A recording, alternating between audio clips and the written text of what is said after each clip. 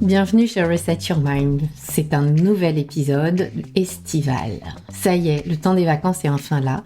Et pour beaucoup d'entre nous, il arrive plus que juste à temps. Si je devais résumer ce premier semestre en un mot à titre personnel, mais aussi ce que j'ai pu observer chez la plupart de mes coachés, ce serait intranquille. Vous savez, cette sensation de toujours être en alerte, ce bruit de fond permanent, cette hyper-vigilance qui nous accompagne partout, tout le temps, et qui finit par nous épuiser plus que l'on ne veut bien l'admettre. Et puis arrivent les vacances, enfin, tant attendues. Ce moment où on espère enfin souffler. Mais où souvent, on continue à vouloir optimiser, rentabiliser, profiter de chaque minute. Comme si ralentir, chiller ou être simplement là, à profiter, était devenu un luxe avec une énorme arrière-pointe de culpabilité. Je me trompe ? Alors cet été, moi j'avais envie de vous proposer quelque chose de différent pour vous aider à déconnecter. Des épisodes moins opérationnels que d'habitude, moins comment faire et davantage comment réfléchir autrement. Parce que l'été, c'est aussi une formidable période pour faire du tri dans ses habitudes, de faire ou de penser, faire de la place pour se questionner, pour laisser quelques idées nous accompagner au bord d'une piscine, pendant une balade ou au détour d'un café. J'ai donc sélectionné 4 épisodes de Reset Your Mind autour de livres qui m'ont profondément marqué ces derniers mois. Des livres qui m'ont fait réfléchir, qui m'ont bousculé et parfois même qui m'ont obligé à changer de regard. Ces épisodes sont une invitation à faire un pas de côté, à vous offrir un peu d'espace. Une introduction aussi, puisque vous pouvez aussi aller les lire en totalité et me partager vos retours, je serai ravie de les avoir. Mais c'est surtout une invitation à vous autoriser à penser autrement, sans objectif à atteindre, sans performance à prouver ou à démontrer, juste pour le plaisir de la curiosité. Parce que parfois, une idée, une phrase ou un livre peuvent devenir le début d'un grand reset.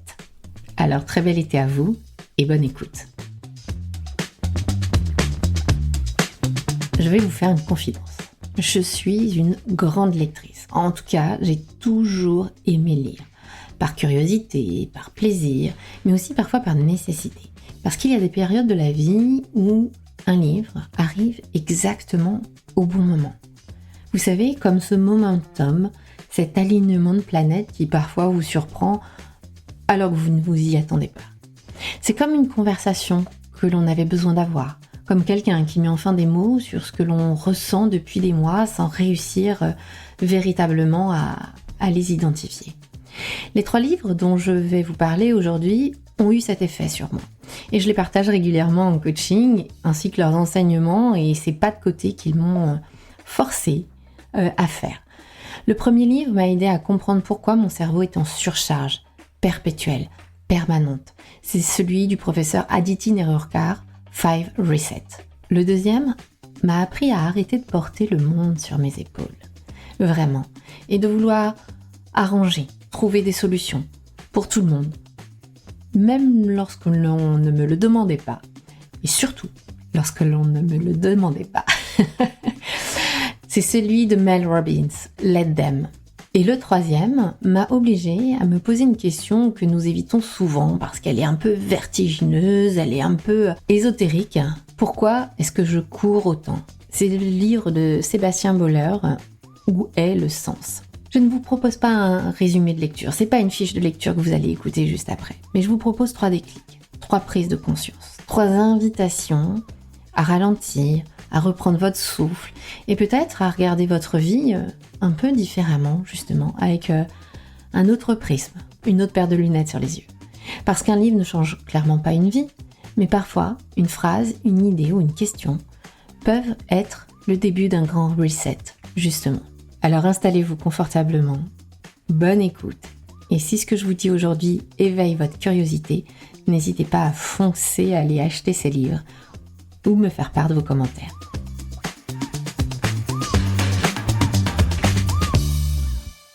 Commençons donc par The 5 Resets d'Aditi Nerurkar. Si vous me suivez sur Instagram, ce livre ne vous est pas totalement inconnu normalement. J'en ai parlé cet été. Et pour cause, je l'ai lu 2 fois. 2 fois de suite. Pas par obsession, mais par nécessité. Parce qu'à la première lecture, j'ai eu l'impression de me reconnaître dans chaque page, dans chaque mot. Et surtout, que mon cerveau avait besoin d'un second passage pour vraiment intégrer ce que mon mental refusait d'admettre au premier abord. J'étais en surcharge cognitive chronique. Et j'étais en surcharge cognitive chronique depuis des années.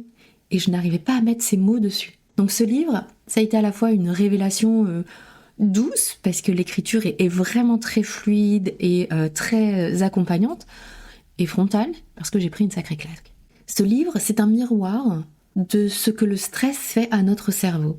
Des mécanismes en œuvre, encouragés par notre société occidentale, moderne, et surtout ces réflexes animaux qui sont historiquement ancrés en nous, pour nous protéger en tant qu'espèce humaine. Donc mélangez les deux et vous obtenez vraiment un cercle vicieux, une roue de hamster dans laquelle vous êtes piégé. Et ça a été le premier message. Inutile de culpabiliser plus que nécessaire. Parce que c'est pas uniquement, totalement et seulement de votre faute. Combinez la société et vos mécanismes cérébraux historiques, néolithique et même bien plus précédent que ça, eh bien c'est ça qui fait cette roue infernale dans laquelle on a l'impression de vivre au quotidien. Alors Aditi Nerurkar, l'autrice, c'est pas une gourou du bien-être, sortie de nulle part. Elle est médecin, chercheuse, spécialiste de la résilience cognitive. Accessoirement, à Harvard, n'en déplaise. Et son domaine d'excellence, son domaine de recherche, c'est vraiment le stress et ses impacts.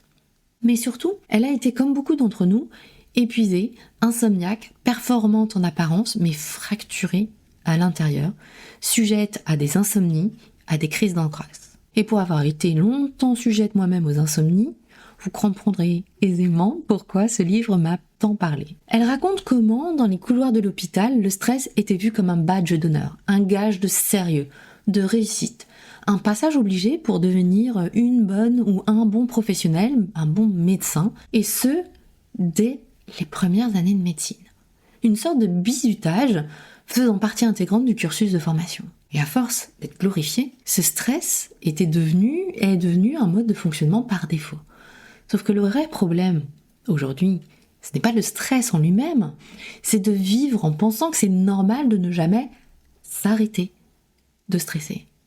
De répondre à un mail en marchant, de préparer le dîner en écoutant un podcast utile, parce que c'est le seul moment où vous avez un peu de bande passante, de finir sa to-do pendant une réunion ou un call, de tout faire à moitié, tout le temps, et d'appeler ça productivité.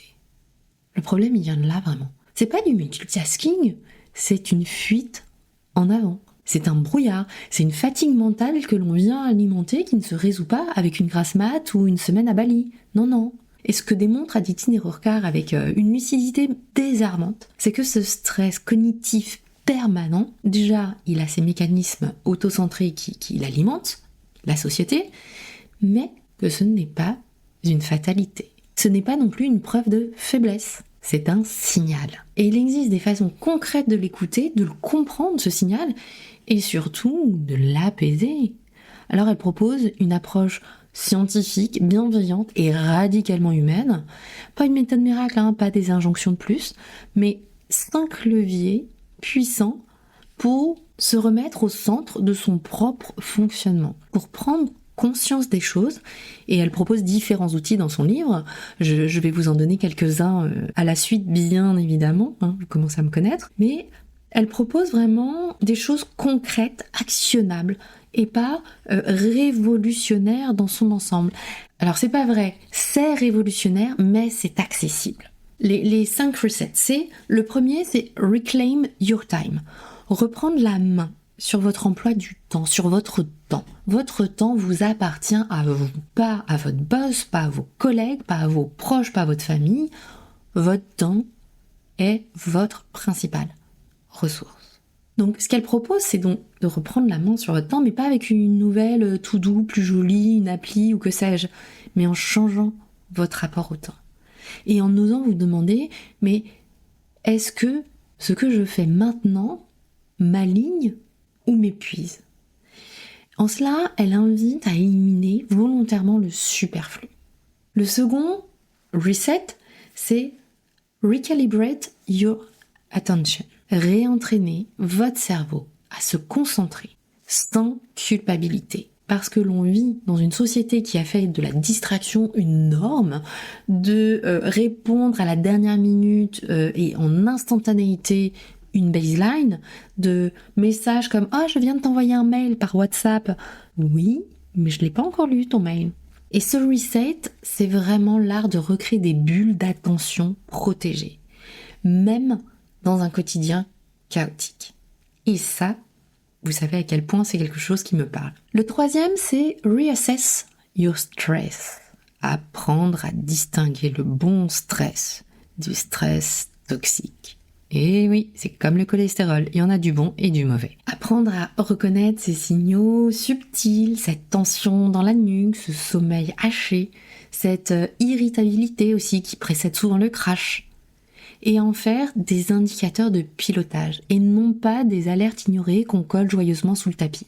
Le quatrième, c'est rebuild your energy. Découvrir que le repos ne se limite pas à dormir plus, que l'on peut être physiquement allongé, dormir plus ou moins bien, plus ou moins normalement, et mentalement en surcharge. Ce reset parle bien évidemment des 7 types de repos, qu'en fait on a tendance à dire qu'on a besoin de dormir, mais que c'est pas uniquement dormir qui repose. C'est le repos physique bien évidemment, mais c'est aussi le repos émotionnel, mental, social, sensoriel, créatif et spirituel. Et comment les doser selon vos vrais besoins. Arrêtez de penser qu'il vous faut juste une bonne nuit de sommeil. Non. Ce n'est pas suffisant. Et pour ça, je vous invite à réécouter l'épisode numéro 13 si vous voulez. Pourquoi suis-je toujours épuisée ?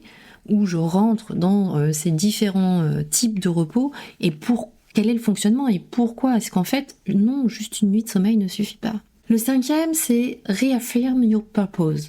Se reconnecter à son intention profonde, à ce pourquoi oublier derrière nos actions. Parce qu'on ne peut pas être en mouvement tout le temps, sans direction. Ce reset, c'est aussi une invitation à ralentir pour mieux viser. En tout cas, moi, c'est comme ça que je les ai interprétés. Ce livre, il m'a transformée parce qu'il a mis un mot sur ce que je vivais, cette fatigue décisionnelle. Honnêtement, j'en avais conscience, mais sans vraiment me l'avouer, et surtout, je n'avais pas mis les mots dessus. Et ce sentiment que même lorsque tout est sous contrôle, votre tête continue de tourner, ce brouhaha permanent, ce besoin de tout anticiper, de tout choisir, tout prioriser, jusqu'à l'épuisement. Et je pense que beaucoup de personnes qui m'écoutaient vont se reconnaître, et surtout aussi des mamans vont se reconnaître dans cette définition. Tout anticiper, tout choisir, tout prioriser, jusqu'à l'épuisement. Alors, ce livre ne culpabilise pas, à aucun moment. Il ne vend pas non plus de méthode miracle. Il explicite, avec simplicité, ce que la neuroscience a de plus solide. Et ça, c'est vraiment génial. Il vous invite à faire un pas de côté. Moi, j'ai retenu 3 tips de ce livre que j'ai envie de vous partager aujourd'hui et de vous inviter à les tester pour vous. Le premier, c'est 30 minutes de vide par jour. Oui, du vide, du vrai. Pas un créneau pour avancer sur un dossier en retard, hein. Juste un moment sans téléphone, sans contenu, sans stimulation. Juste vous, pour vous, votre souffle, votre corps, peut-être une marche, peut-être un carnet, et un espace pour respirer, pour vraiment respirer. Le deuxième, c'est la respiration qu'elle appelle Bee Breathe. C'est ma préférée. Et en fait, pourquoi est-ce que c'est ma préférée ? Parce que je me suis rendu compte que j'utilisais ce tips-là sans même le savoir et sans même connaître cette pratique. C'est tout simplement de prendre le temps d'inspirer par le nez et de souffler longuement par la bouche, 1 fois, 2 fois, 5 fois si vous avez le temps, entre 2 réunions, avant un coaching, avant ou après un call un peu difficile. Idéalement, vous pouvez poser une main sur le ventre et l'autre sur la poitrine, ça permet toujours de se reconnecter mieux à soi-même, mais c'est surtout quelques secondes suffisent pour sentir votre système nerveux justement se réajuster grâce à cet exercice d'inspiration et d'expiration. Ça prend que quelques secondes en plus. Je me souviens que moi, il m'arrivait de le faire la main sur la poignée de porte de la salle de ma prochaine réunion. Et je vous promets que même juste 2 ou 3 inspirations, ça fonctionne. Le troisième tips que j'ai envie de vous partager ici et que je trouve assez intéressant et challengeant, c'est de choisir une source de bruit mental, celle qui vous perturbe le plus, et de l'éliminer pendant 7 jours. Pas pour toujours, juste pour observer. Juste pour observer ce qui se passe en vous. Est-ce que ce sont les notifications WhatsApp ? Est-ce que c'est du LinkedIn au réveil ? Ou de l'Insta au réveil encore dans le lit pour sortir du lit ? Est-ce que c'est la réunion du lundi qui sert surtout à se rassurer collectivement mais qui ne produit absolument rien ? Choisissez-en une, supprimez-la, observez et ressentez ce qui se passe quand vous enlevez cette habitude. Alors bien évidemment, si vous testez, partagez-moi vos ressentis, partagez-moi vos retours. Je suis très curieuse de voir ce que ça vous apporte et ce que ça fait réagir en vous. Ce que j'ai adoré dans ce livre, c'est qu'il redonne du pouvoir sans jamais culpabiliser. Il remet de la clarté là où il y a du flou. Et surtout, il ne vous demande pas de changer du jour au lendemain, mais une habitude après l'autre. Il vous invite à vous recentrer, à éliminer le superflu, à ressentir à nouveau ce que vous faites plutôt que de simplement dérouler votre journée, de subir votre journée. Alors c'est vrai que ce livre il est en anglais, je ne l'ai pas trouvé en français, mais honnêtement il est très accessible, il est limpide, avec cette clarté rare je trouve des anglo-saxons, des anglo-saxonnes, quand il s'agit d'expliquer des choses complexes simplement. Pas besoin d'un dictionnaire, juste l'envie de ralentir, de comprendre, de réapprendre à penser à soi, sans culpabilité. Le deuxième livre, c'est donc Let Them de Mel Robbins. Ce livre-là, je l'ai lu en début d'année et je crois qu'il m'a traversé comme rarement un livre m'a traversé. Alors j'adorais déjà les podcasts de Mel Robbins que je trouve un petit peu longs pour moi, mais vraiment très riche avec un super contenu. J'adore sa voix, son ton un peu cash, sa capacité à dire tout haut ce que beaucoup n'osent même pas penser et à débattre avec ses invités de concepts complexes et de les rendre très accessibles. Mais là, avec Let Them, elle va encore plus loin. Elle parle de cette liberté intérieure. Pas la version feel good, Elle vient challenger notre conception des relations aux autres. Elle redéfinit une liberté lucide qui passe par un renoncement actif. C'est le truc qui semble un peu paradoxal, mais vraiment, renoncer à vouloir changer les autres. Renoncer à se charger de ce qui ne nous appartient pas. Renoncer à ce faux pouvoir que l'on croit avoir sur leur comportement, leur choix, leur rythme. Renoncer à vouloir rendre tout le monde heureux alors que soi-même on ne l'est pas. Parce que le vrai pain point dans tout ça, c'est cette énergie folle que l'on déploie à vouloir que tout se passe comme il faut, à vouloir que les autres soient plus comme ceci, moins comme cela, qu'ils fassent ce qu'ils devraient faire selon nous, selon notre définition à nous. Et derrière, bien souvent, il y a la peur qu'ils nous déçoivent, la peur que ça dérape, la peur que nous-mêmes ne soyons pas aimés si on ne fait pas le tampon, si on ne compense pas, si on ne contrôle pas. Alors on anticipe, on arrondit les angles, on se suradapte perpétuellement, on projette, on surinterprète, on suranalyse et on s'épuise. Et surtout, on se contraint à ne plus être dans la spontanéité, mais à tout anticiper, tout adapter aux autres et à ce que les autres peuvent potentiellement penser de nos actions. Et du coup, on se minimise soi-même. On s'interdit de faire, de dire ce que l'on a vraiment envie, puisque nous-mêmes projetons du jugement sur les autres. Ce que Mel Robbins propose, c'est assez radical dans notre monde de bienséance et de politesse. Let them be who they are. Let them go, let them stay, let them talk, let them judge. It's not about you. Laissez-les être qui ils sont. Laissez-les partir s'ils veulent partir. Laissez-les rester s'ils veulent rester. Laissez-les parler, laissez-les juger. Ce n'est pas à propos de vous. Let them. Deux mots comme un mantra. 2 mots qui, mis bout à bout, desserrent un étau que l'on traîne parfois depuis l'enfance.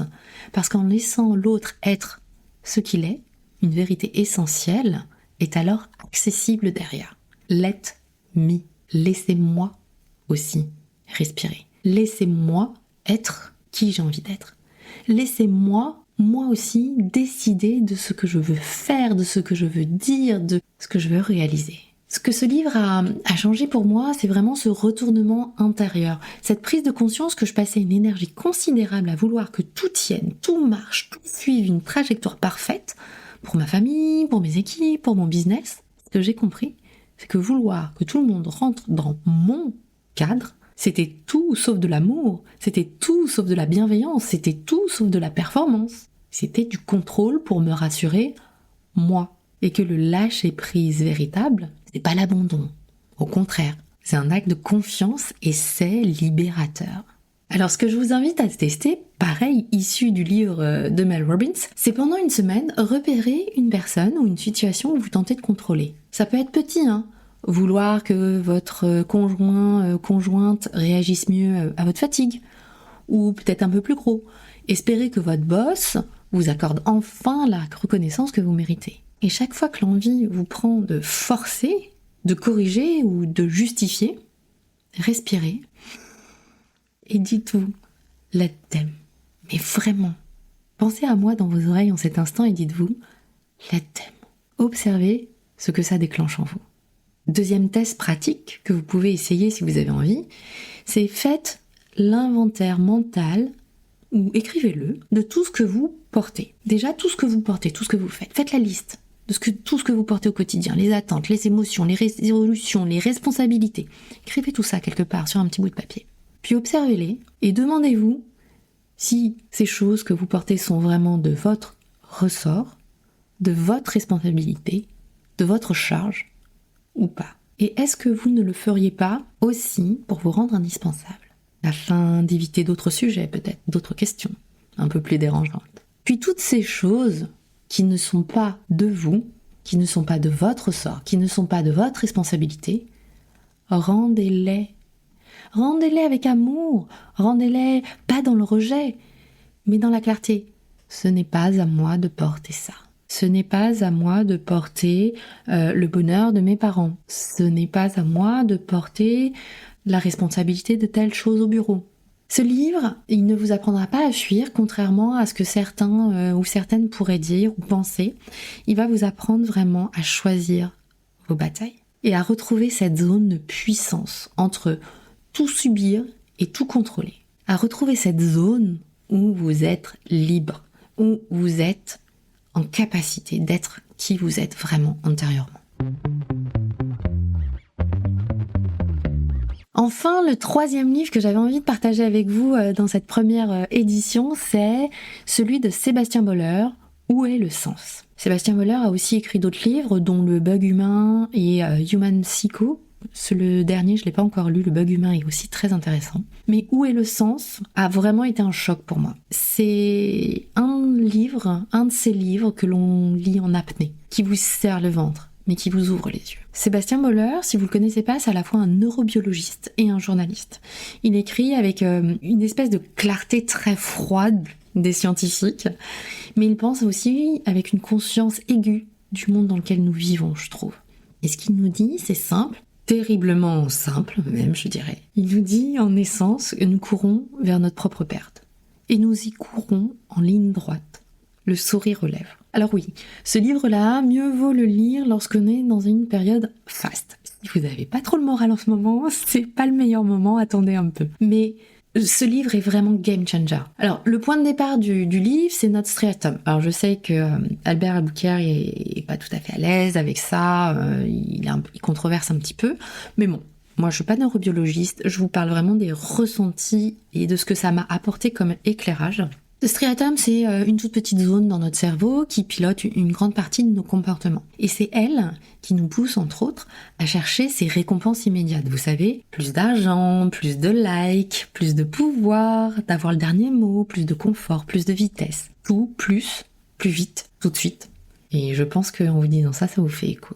Ce que Boller démontre, c'est que notre monde est littéralement structuré pour alimenter cette zone-là. D'accord ? Pas d'accord ? Qu'est-ce que vous en pensez ?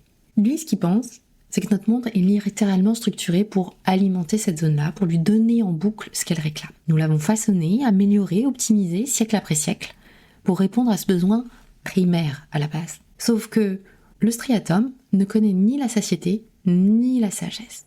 Donc, il veut plus, tout le temps. Et plus on l'écoute, plus on l'épuise. Individuellement, collectivement, planétairement, je dirais. Et là, on se déconnecte de ce fameux sens. Et c'est pour ça que quand on tombe dans cette spirale, eh bien, le sens s'éloigne parce qu'on se déconnecte de plus en plus de lui pour ces faux plaisirs, ces fausses récompenses immédiates. Ce que ce livre m'a permis de comprendre, je crois que, en fait, ce n'est pas moi le problème. Que cette tendance à l'hyperactivité mentale, à vouloir performer, comprendre, anticiper tout le temps, n'était pas un défaut moral, une défection de ma part en fait. Que c'était une programmation biologique. Et ça, honnêtement, ça libère un peu quand même. Tant qu'on ne prend pas conscience, on joue le jeu d'un système qui nous dévore de l'intérieur. Et c'est ça que j'ai vraiment beaucoup aimé dans ce livre. Notre civilisation technologique est une civilisation de la dissonance cognitive. Ça, c'est une citation de lui. Notre civilisation technologique est une civilisation de la dissonance cognitive. Bah oui, moi ça a fait écho en moi en tout cas. Et en toute transparence, cette phrase, elle m'a glacée. Parce que c'est exactement ce que je vois au quotidien dans mes coachés, dans les personnes que j'accompagne. C'est un gouffre entre ce qu'ils ou ce qu'elles poursuivent, ce qui les anime réellement. C'est une course effrénée dont personne n'ose descendre de peur de rater quelque chose, aka ce bon vieux FOMO. Et au fond, la finalité, c'est une perte de repère, une perte de sens. Et je pense que si vous m'écoutez aujourd'hui, ces mots-là résonnent en vous en fait. Donc à l'issue de ce livre, pareil, ce que je vous invite à tester, prenez le temps et partagez-moi ce que ça va amener en vous, c'est prenez un moment seul, un carnet, et posez-vous cette question. Pourquoi je cours ? Pourquoi je cours ? Écrivez toutes les réponses qui vous viennent, sans filtre, sans juger, juste pour voir ce que vous alimentez, sans même vous en rendre compte à l'intérieur de vous. Deuxième test éventuellement à faire si vous avez envie, c'est choisissez une action automatique, presque réflexe, que vous faites régulièrement. Ça peut être consulter vos mails au réveil, sortir votre téléphone et ce scroll compulsif sur LinkedIn dès que vous avez 30 secondes de battement, ou dès que vous devez attendre quelque chose, attendre que votre café coule, attendre devant une porte de réunion, attendre d'être appelé. Ça peut être répondre immédiatement à tous les messages que vous recevez, même si c'est pas forcément urgent. Surconsommer du contenu, vous savez, c'est 5 minutes d'Insta, et puis 2 heures après, vous y êtes encore et vous savez même plus pourquoi. Et puis observez-vous pourquoi vous le faites, est-ce que ça a encore du sens pour moi ? Et honnêtement, si la réponse est non, mettez cette action sur pause pendant une semaine. Et puis, observez ce qui remonte, le vide, l'ennui, l'envie, et décidez de ce que vous voulez en faire volontairement. Idem, ce livre ne vous apportera pas de solution miracle, mais il vous offrira une boussole pour marcher autrement dans ce monde qui semble dérailler parfois. Et une boussole dont vous êtes le nord. Pour conclure, je vais vous laisser avec une citation de chacun de ces ouvrages. Une phrase qui, moi, m'a interpellée. Le premier, de Aditi Nerurkar, c'est « Rest is not a luxury. It's a form of resistance in a culture of overdrive. » Pourquoi celle-ci ? Parce qu'elle va à l'encontre de tout ce que l'on nous a appris. Le repos n'est pas du luxe. C'est une forme de résistance dans une culture d'overproduction, d'overdrive. La deuxième citation, c'est « When you stop trying to convince others, you finally get to hear yourself. » Quand tu arrêtes d'essayer de convaincre les autres, finalement, tu peux enfin t'écouter toi-même, t'entendre toi-même. C'est l'essence même du livre de Led Zem. Elle part de recentrage, d'espace mental et surtout de liberté retrouvée. Et enfin, la citation pour Sébastien Boller, « Nous sommes devenus des machines à produire de la gratification immédiate, sans horizon. » Est-il besoin de l'expliciter plus, celle-ci ? Nous sommes devenus des machines à produire de la gratification immédiate, sans horizon. Je ne crois pas. Personnellement, ces livres m'ont aidé à remettre du sens, de la légèreté et de l'intention aussi dans mon quotidien. Donc j'espère que grâce à cet épisode, ce partage vous donnera aussi un peu plus d'élan, de vous réaligner. Pas besoin de lire tous les livres d'un coup, mais peut-être d'en écouter un, d'en ouvrir un, d'appliquer une idée. Ça suffira peut-être à enclencher un reset. Donc dites-moi si vous avez aimé cet épisode et si vous avez vous aussi des livres qui vous ont marqué, partagez-les moi en commentaire. Et si vous avez aimé, eh bien je préparerai un nouvel épisode de ce type avec grand plaisir. Pour ma part, les prochains en cours sont celui de The Good Scientist, celui de Marie-Éloi aussi, et enfin le dernier de Gabor Maté.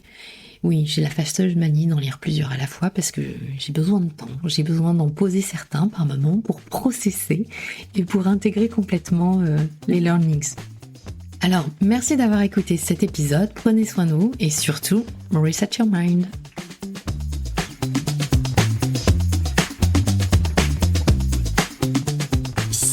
Alors, est-ce que cet épisode a résonné pour vous aujourd'hui? Si c'est le cas, notez-le, commentez-le ou même mieux, partagez-le à quelqu'un qui en a besoin. Parfois, ce simple geste peut tout changer. Et je vous dis à la semaine prochaine pour un nouvel épisode estival. Et si vous souhaitez tester le coaching, je vous prépare énormément de choses à la rentrée. Donc n'hésitez pas à me contacter, vous allez trouver tous les liens dans les commentaires de l'épisode et vous inscrire à la newsletter pour ne rien rater. La rentrée s'annonce sympa. Je vous prépare plein de choses pour vous aider à traverser cette période de fin d'année qui va être tout aussi chargée.